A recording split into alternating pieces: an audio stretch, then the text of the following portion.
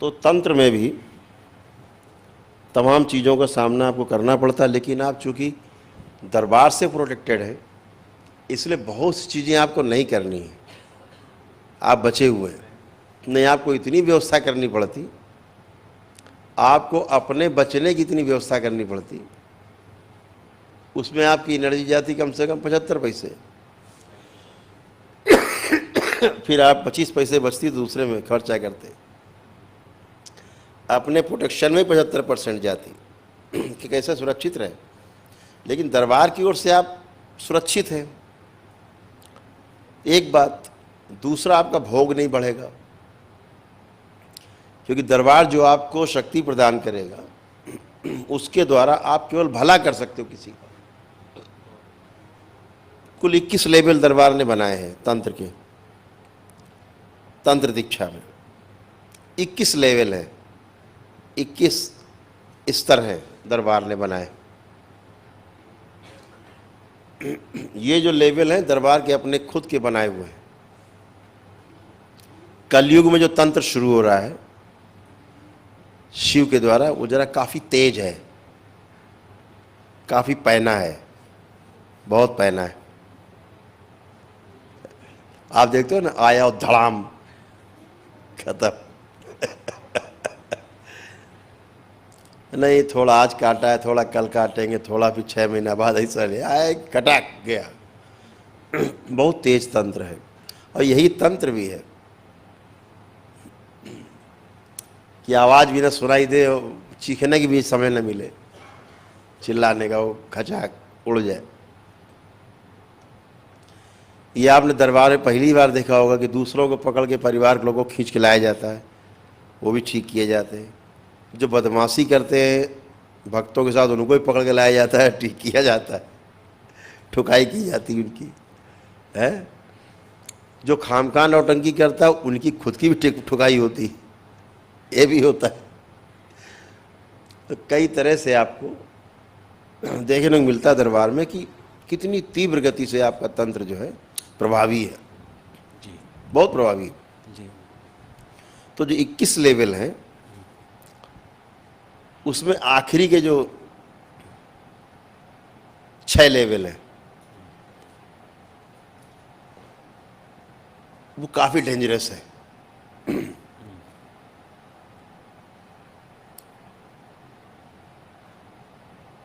Dangerous इस मायने में है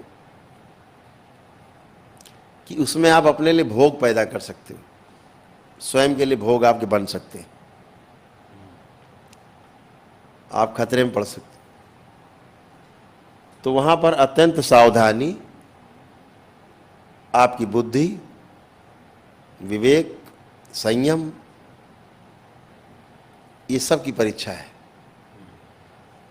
और बुद्धि का, विवेक का, संयम का, धैर्य का, ये सारी परीक्षा आपकी 15 लेवल में ही हो जाएगी, तभी आप 16वें में प्रवेश कर पाएंगे। नहीं, 16वां तब तक नहीं खुलेगा दरवाजा जब तक इन सब में आप 15 तक में पास नहीं हो जाएंगे। क्योंकि 16वें में जा करके अगर आपका धैर्य खोया और क्रोध आया तो सामने वाले का विनाश तय है, और स्वयं का भोग, अपना भोग भी तय है।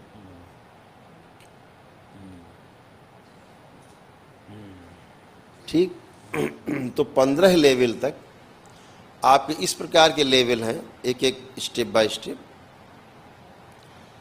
जहां पर केवल आपको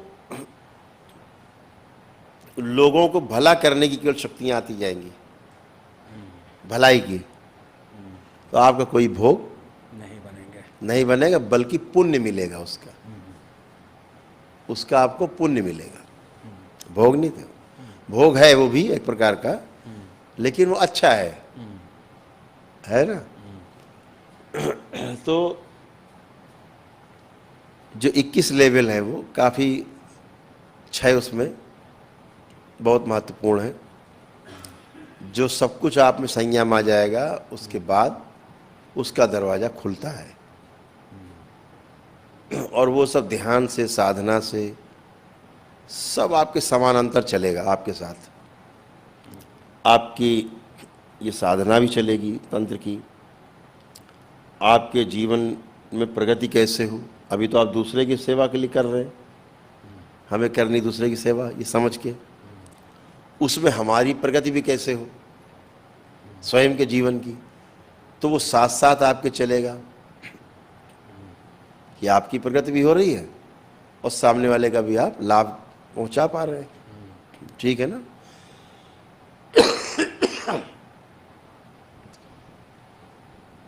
तो तंत्र में सबकी उपयोगिता है। जैसे तमाम संघार होते हैं, आपने देखे ना, रोज होते हैं। अब हम बुलाते हैं कि भाई चलो भाई सबको संघार करो। अब माताएं आई, अब माताओं का क्या, उन्हें तो संघार ही करना है।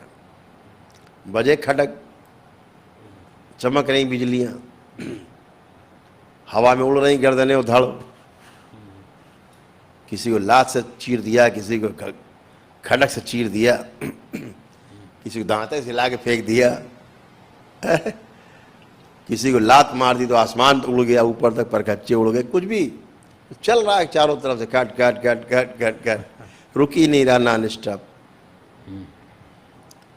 अभी कल माँ को छोड़ा था, स्टार्ट किया था, अभी तक माँ बंद नहीं है संगार करने से, अभी चल रहा है बेटा। कल रात में हमने कहा संगार चालू, अभी भी चल रहा है, माँ का संगार नहीं बंद है। जो सामने आता जा रहा खचाखच खचाखच, अभी तब तक नहीं रुकेगा जब तक हम प्रार्थना नहीं करेंगे, तब तक माँ का खटक बजता रहेगा। तो ये संघार जब हो जाते हैं तो तमाम लाशें पड़ी रहती हैं सूक्ष्म जगत में। जैसे हॉल में संघार होता है शिव शक्ति दरबार में, तो आपकी कल्पना से बाहर है। जब आप देखोगे कभी इन आँखों, इस आँख का इस्तेमाल आप सीख जाएंगे,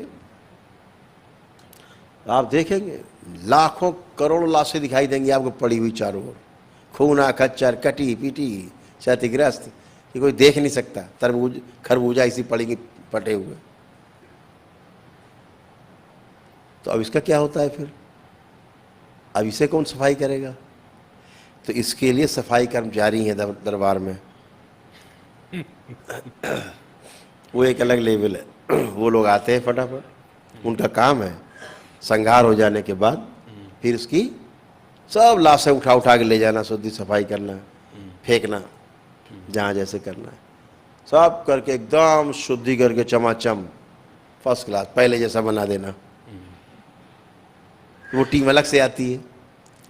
अब इसके लिए देवी देवता तो जाएंगे नहीं सफाई करने, जाते राजा लोग, सैनिक लोग लड़ने के बाद युद्ध में लाशें पड़ी होती हैं तो वो लाशें नहीं उठाते, वो टीम अलग है। युद्ध में वो टीम अलग रहती है। ऐसे ही यहाँ भी स्थूल में ऐसे सूक्ष्म में तो व्यवस्था है। तो हर प्रकार की आपकी व्यवस्था को आपको देखना है। ऐसा नहीं कि तमाम देवता ही काम करना चाहिए, दैत्य भी काम करना चाहते। आपके इस दरबार में रावण भी कार्यरत है। अभी एक दिन हम किसी में मारण का प्रयोग कर रहे थे तो हमें इसे रावण की याद आ गई, तो हमने बुला लिया। तो कुछ लोगों ने उसको